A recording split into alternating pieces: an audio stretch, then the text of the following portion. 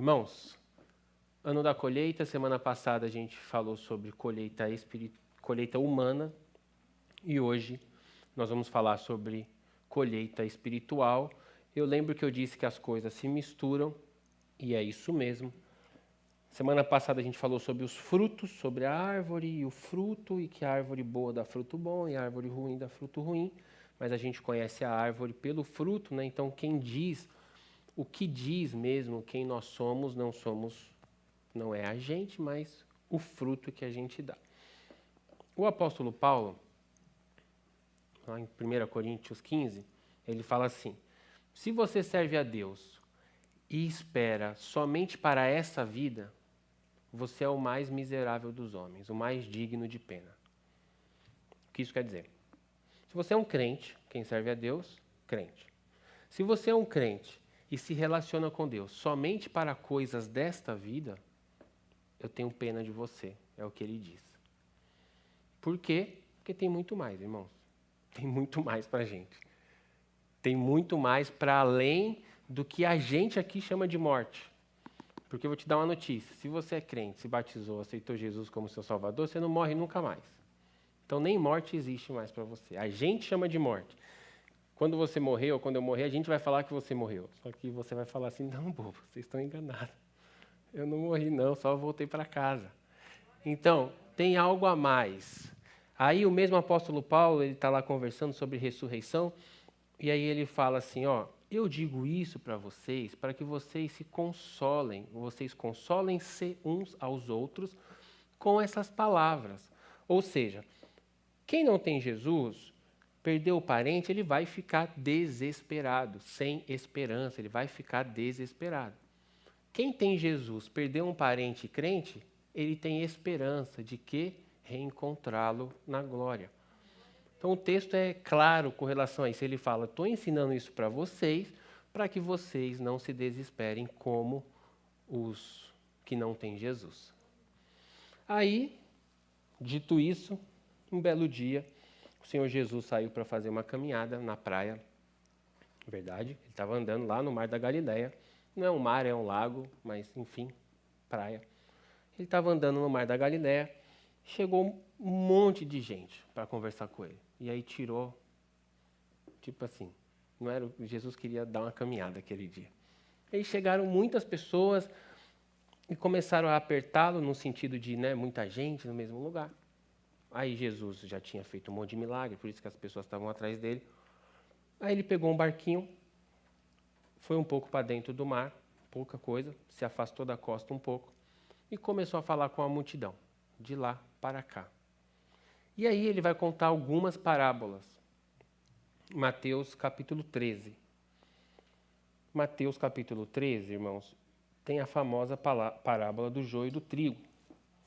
Mas tem também a parábola do grão de mostarda, a parábola do fermento, a parábola do tesouro escondido e a parábola dos 3 tipos de solo.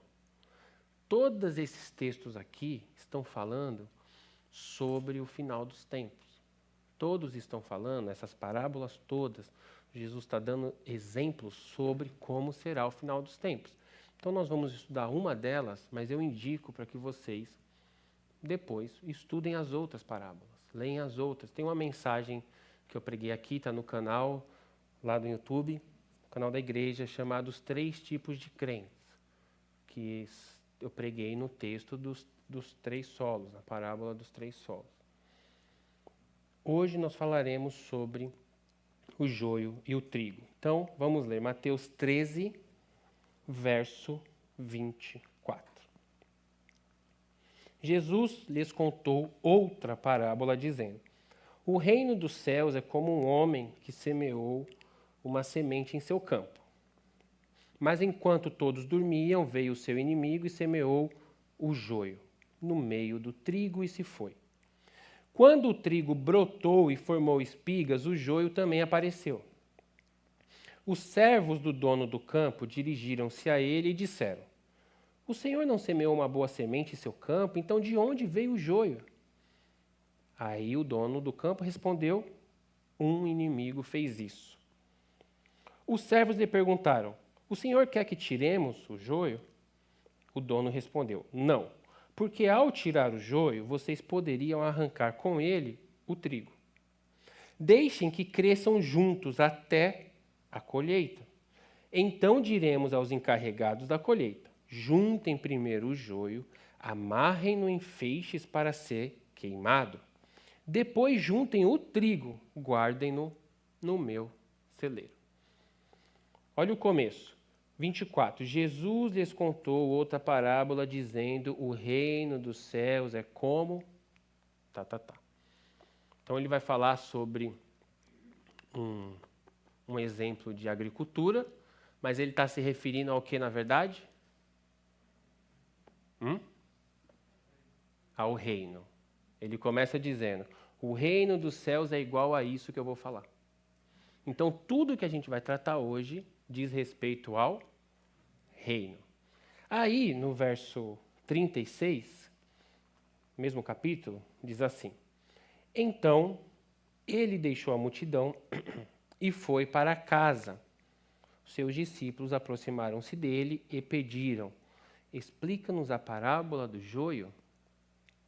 Jesus saiu do barquinho, passou todo aquele momento, foi para casa cansado, tentou se retirar mais uma vez, lá foram os discípulos.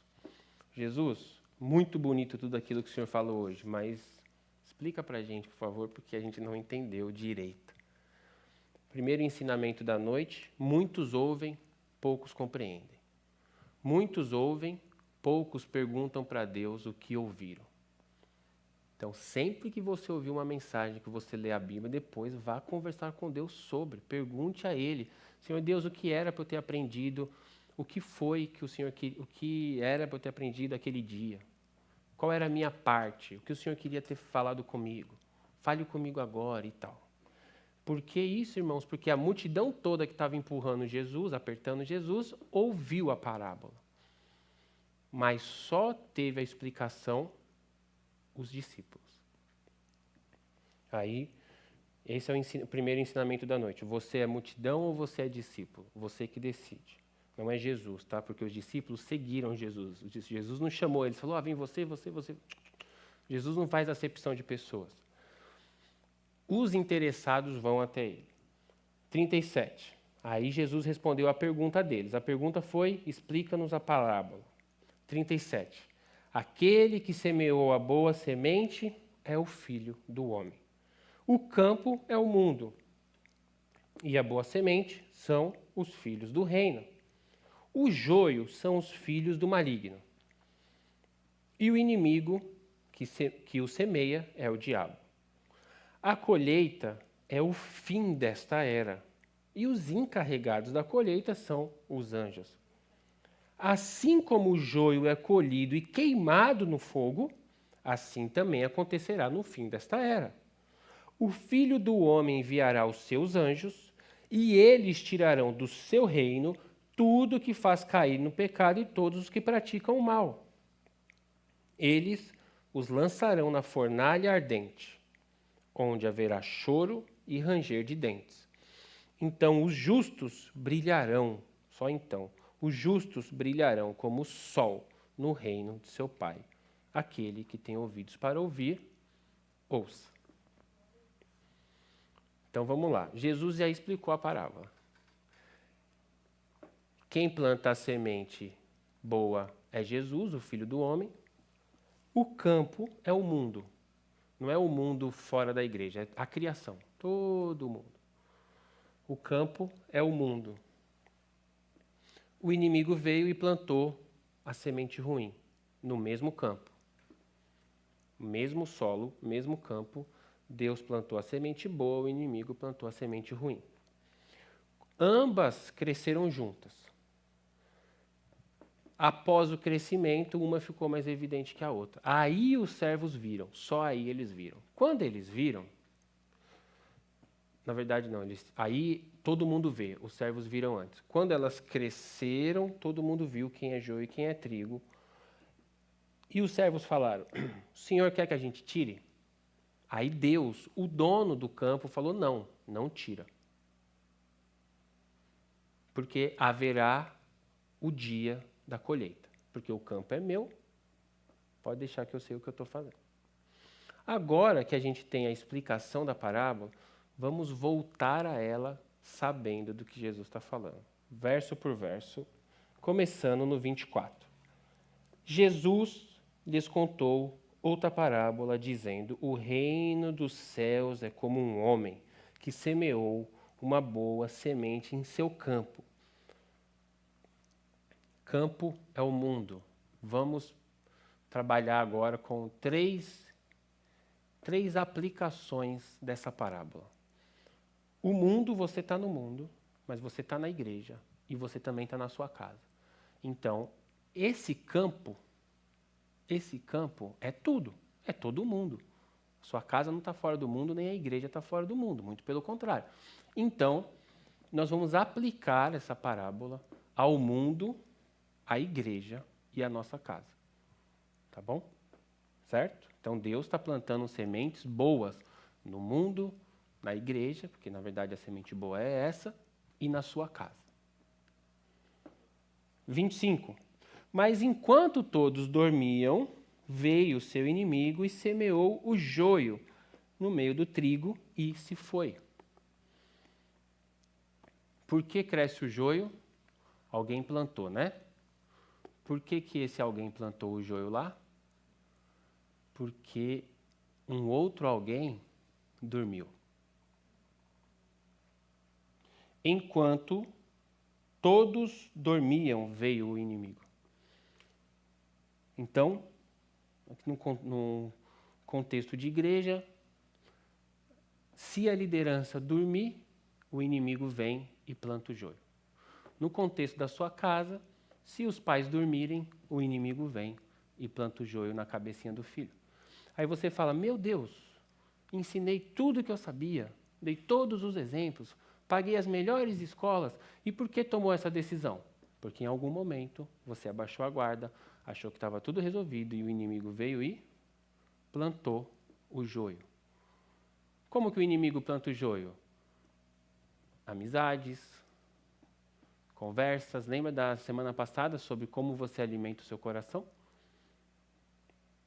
Então, o pai ensina um monte de coisa. Vem um amigo e fala assim: ah, não é assim, é de outro jeito. Mesma coisa que o diabo falou para Eva, a serpente falou para Eva no Éden. O diabo sempre vai falar isso para você, tá bom? Ah, não é bem assim. Tipo assim, é isso, mas não é só isso. Sabe, sobre o amor, e aí desculpa, todo mundo pega: Deus é amor, mas Deus não é isso aqui, Deus é isso aqui também.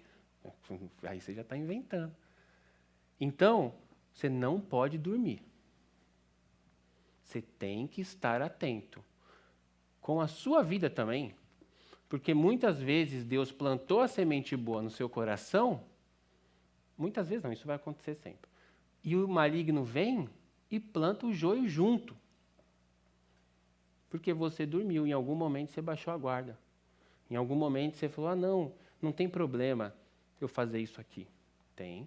Ah, não tem problema eu andar com essa pessoa aqui que Deus já me falou para não andar, ou as pessoas, meus amigos mais maduros, me chamaram a atenção.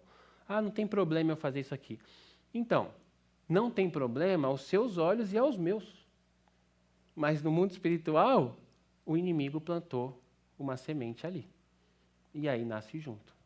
Por exemplo, um exemplo bem básico dos nossos dias de hoje, tá bom? Redes sociais. Você é um ser humano antes das redes sociais, depois você é outro, você passa a gostar de outras coisas. Você acha que quando sua mãe fala que você é bonita não vale mais porque não tem mais as curtidas no Instagram. Antes você achava que você era bonita porque as pessoas que te amam falavam que você é bonita ou bonito. Agora a gente está condicionado a opiniões de outras pessoas. E aí, um jovem que era feliz e alegre, uma jovem que era feliz e alegre, agora está trancada no quarto triste, porque não tem a aprovação de pessoas que ela nem conhece. E as pessoas que ela conhece, amam e aprovam-na. Aí foi o quê? Joio. Plantou, irmão, cresceu. Porque alguém dormiu. Alguém dormiu. Ah, mas Pedro, é porque é difícil toda hora ficar falando e eu vou ser sempre chato, o pai falando. É para você ser sempre chato mesmo. Por isso que o seu papel é de ser pai, não é de ser amigo. vai ser amigo depois. Você vira amigo do seu filho quando ele cresce. Quando ele é adolescente, você tem que ser a pessoa mais chata mesmo. Porque se você dormir, o joio é plantado. Continua. 26. Quando o trigo brotou e formou espigas, o joio também apareceu. Olha que interessante. O joio foi semeado. Mas quando o trigo brotou e formou a espiga, o joio apareceu junto. Então, tem um processo. Acho que lá em Marcos, tem uma outra parábola que fala do planta, chuva, nasce, caule, primeiro a semente, depois o caule e depois o fruto. Exatamente isso. Tem um processo. No processo que está crescendo o trigo lá, que está crescendo a palavra de Deus no seu coração, que está crescendo o número de irmãos na igreja, que está crescendo o número de crentes no mundo, nesse momento está crescendo junto o quê? O joio. Só que você não sabe quem é quem. Porque o trigo e o joio, enquanto crescem, são iguais. Idênticos, mas assim, igual. O Jesus é maravilhoso, os exemplos que ele usa. Quando estão crescendo as duas sementes, elas são idênticas, o caule é o mesmo, essa parte aqui de cima, isso é o mesmo, a espiga é a mesma. Eles crescem iguais e você está vendo lá e você acha que beleza, todos os meus amigos todos são crentes, todo mundo está na igreja crente, os amigos dos meus filhos todos são educados, são legais, os pensamentos que eu tenho, as coisas que eu faço também estão... Só que chega um momento, que é esse momento aqui. Quando o trigo brotou e formou espigas, o joio também apareceu. Aí, os servos do dono do campo, quem são os servos? Os que dormiram. Aqueles que dormiram agora acordaram. Porque agora está óbvio, está todo mundo vendo que tem joio e trigo que cresceu junto. Perceba, as coisas não acontecem de um dia para o outro. Então, uma decisão que foi tomada hoje, ela não nasceu ontem. Uma pessoa que decide se divorciar, uma pessoa que decide sair da igreja, uma pessoa que decide sair de casa, um jovem que grita com os pais, aquilo não nasceu naquele momento. Aquilo frutificou naquele momento, mas nasceu, enquanto alguém dormiu.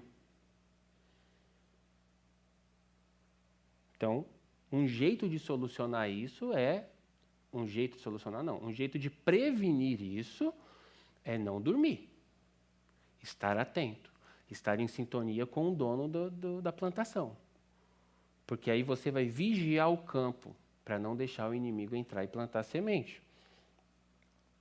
Os servos do dono do campo, 27, dirigiram-se a ele e disseram: o Senhor não semeou uma boa semente em seu campo?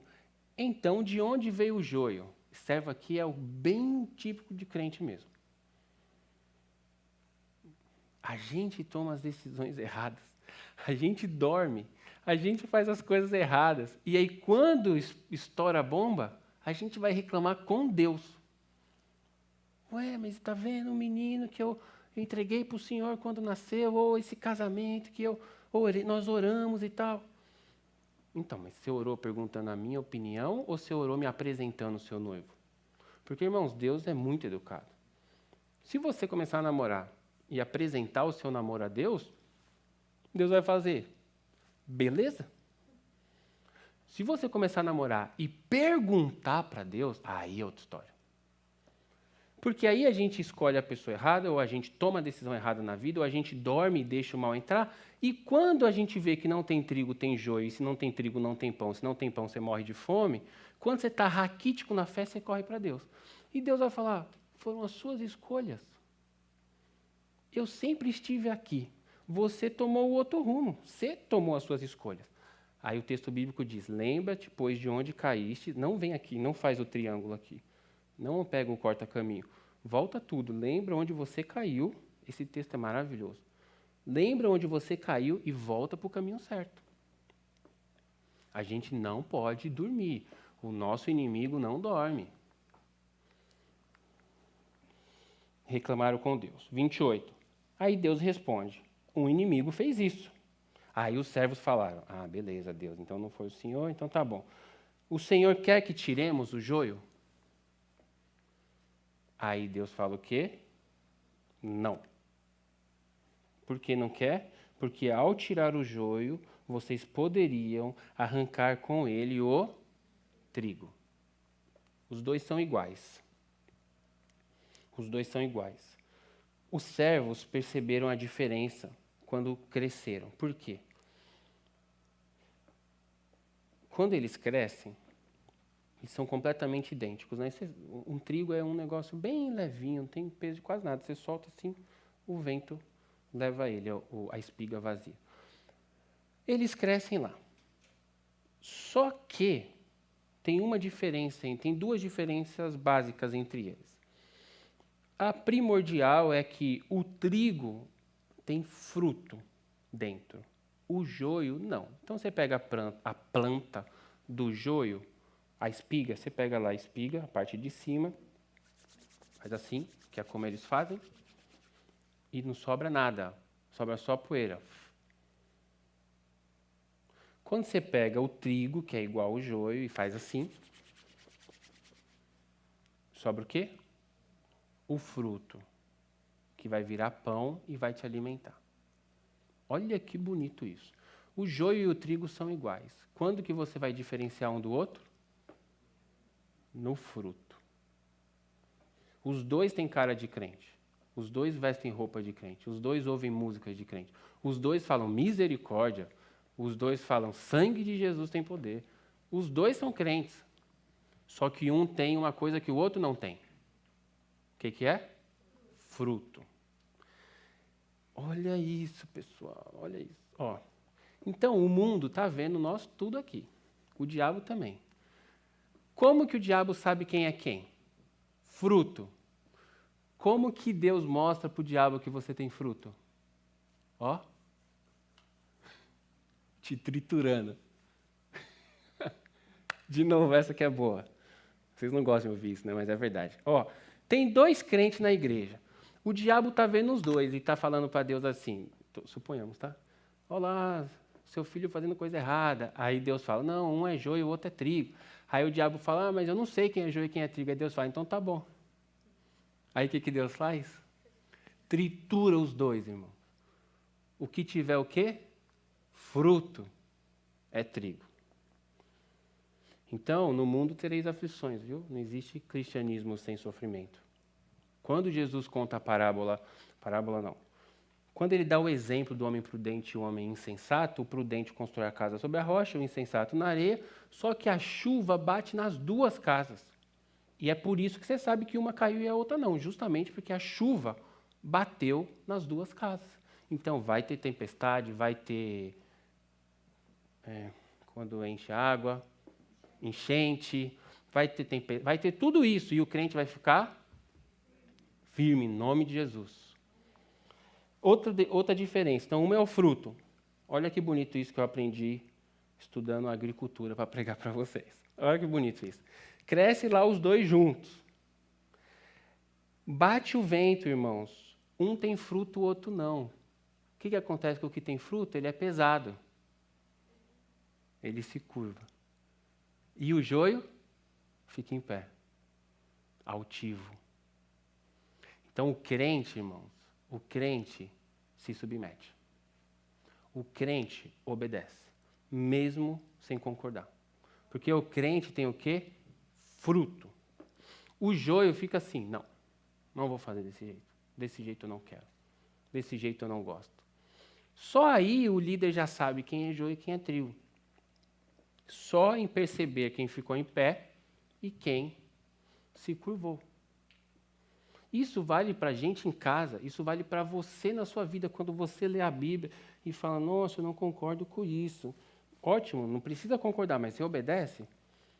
Obedeça. Então tá bom.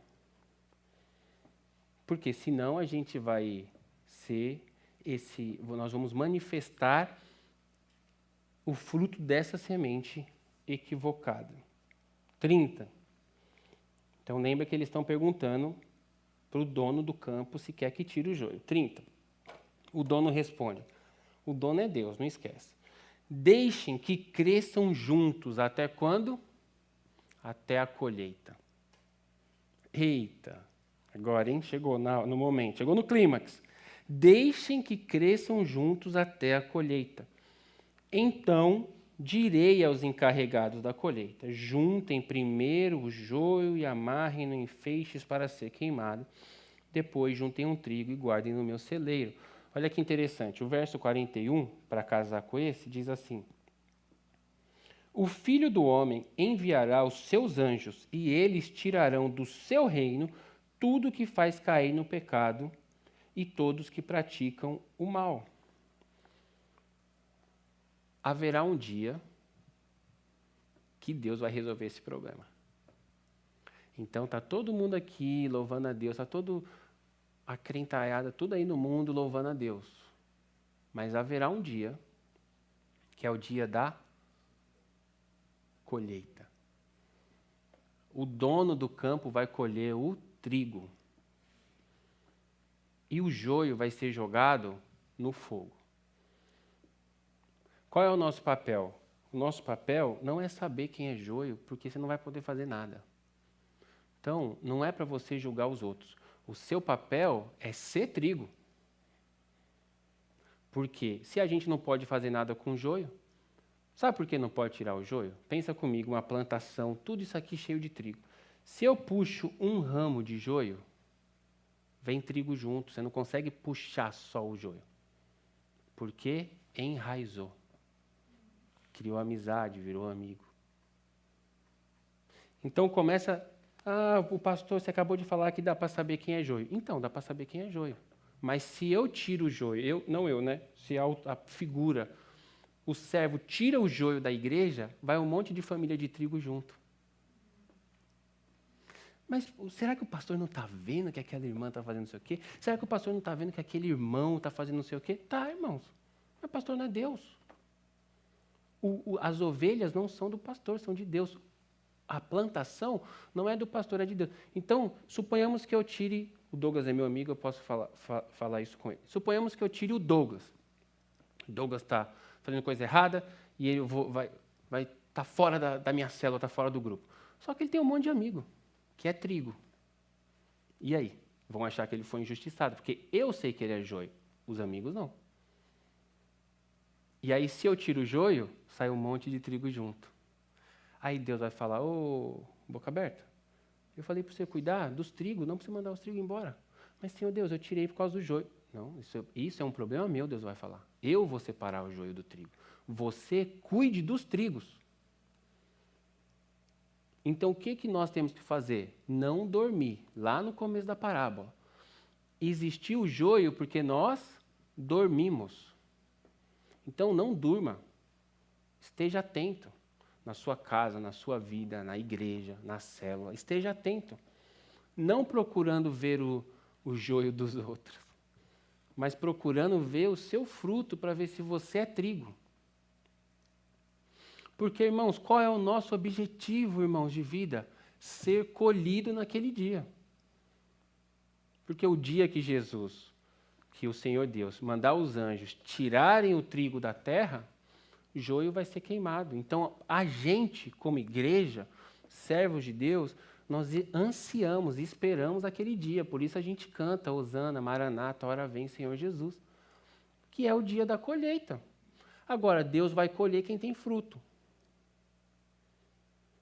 Olha que interessante, eu acabo aqui. No verso 41, ele diz uma coisa que talvez vocês já leram, mas não prestaram atenção.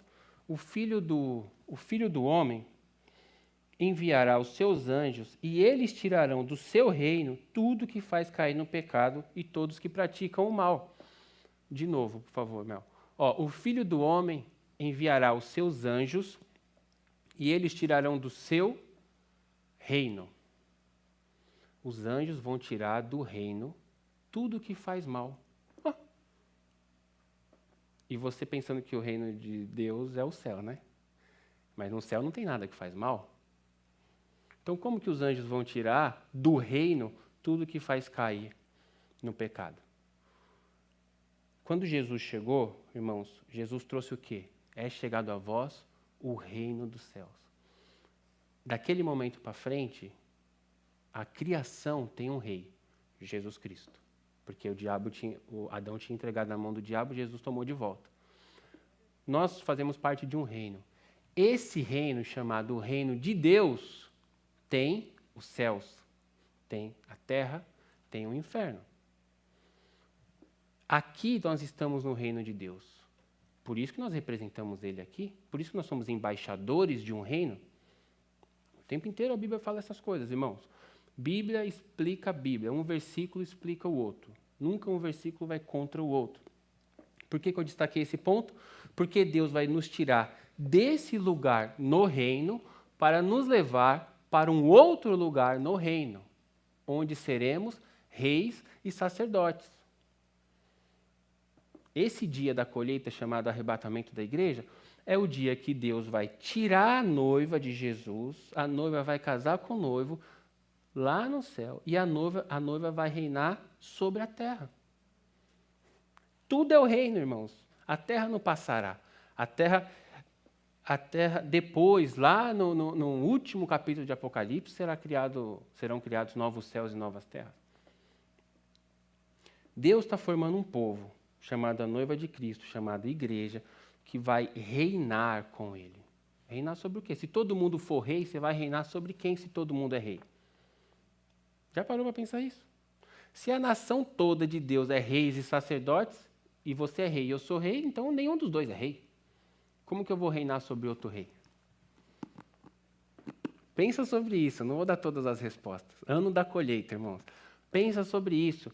Deus, os anjos vão tirar do reino de Deus todos aquele joio e depois arrebata a igreja para o céu, que é o dia diante do qual nós estamos aí ansiando. E depois do casamento no céu, das bodas do Cordeiro, Jesus volta com poder e grande glória, com a noiva, para o quê? Reinar sobre a terra. Bem-aventurados que têm parte na primeira ressurreição. Então, irmãos, que você seja achado com frutos quando triturados. Porque aí você vai mostrar que você é trigo. E aí você não vai se preocupar com aquele dia. Porque naquele dia você fará parte dos que foram colhidos para cima, não dos que foram colhidos para o fogo. Então, queira você ser trigo, converse com Deus sobre isso, enche o seu coração de coisas boas e coisas verdadeiras, frutifique, como da mensagem do domingo passado, frutifique coisas boas e verdadeiras. E aí você não será pego de surpresa naquele dia. O apóstolo Paulo fala para que aquele dia, se referindo ao dia da colheita, para que aquele dia não te surpreenda. Ou seja, se você ficar surpreso, você não estava esperando. Se você não estava esperando, você não vai. Então, ele dá a dica para que aquele dia não te surpreenda. Então, se não vai te surpreender, significa que você vai estar esperando. Então, passe a esperar esse dia loucamente. Acorde falando para Deus, Jesus, se for hoje, eu estou pronto. Vá dormir falando, Jesus, se for hoje, eu estou pronto. Ame Jesus a ponto de querer a vinda dele. Ame Jesus como uma noiva ama o noivo e não aguenta mais ver os pais, quer casar logo para ficar com o noivo. Ame, porque por isso é a figura do casamento, por isso nós somos a noiva e Jesus é o noivo, porque nós devemos ansiar a vinda dele. E aí, quando tocar a trombeta, era o dia que você esperava. E aí a gente vai encontrar o nosso Salvador nos ares. Que esse dia aqueça seu coração e você viva olhando para frente. Amém? Vamos orar? Papai, louvado seja o teu nome, muito obrigado pela tua palavra. Eu peço que o teu Santo Espírito esclareça as dúvidas nos corações dos meus irmãos e que o Senhor frutifique essa palavra, Pai, para que de fato a gente seja um grupo de irmãos que esperam a volta do Cordeiro. Seja engrandecido, Pai, seja adorado. Tu és o nosso Rei. Hoje e eternamente, nós junto com os anjos cantamos Santo, Santo, Santo, o que era, o que é e o que há de vir. Seja exaltado, Pai, em nome de Jesus. Eu abençoo a vida dos meus irmãos. Que todos eles tenham uma boa tarde e uma boa semana que vai se iniciar na paz de Jesus Cristo. Amém.